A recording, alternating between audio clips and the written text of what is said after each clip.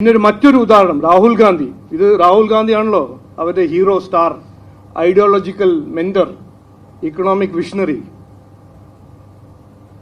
ലോക്സഭയിലെ സമയത്ത് അദ്ദേഹം പറഞ്ഞു, ഒരു കോൺഗ്രസ് ഒരു കട്ടാക്കട്ട് പ്രോഗ്രാം നടത്തി.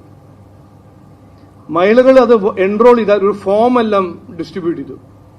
മഹിളകൾ അത് എൻറോൾ ചെയ്താൽ അവർക്ക് എല്ലാ മാസം ഒരു ഗ്യാരണ്ടീഡ് എമൗണ്ട് കിട്ടും. അപ്പോൾ ഇലക്ഷന് മുമ്പ് ആൾക്കാർ ആയിരക്കണക്കിന് ലൈനിൽ നിന്നു, ഫോം ഫില്ല് ചെയ്തു.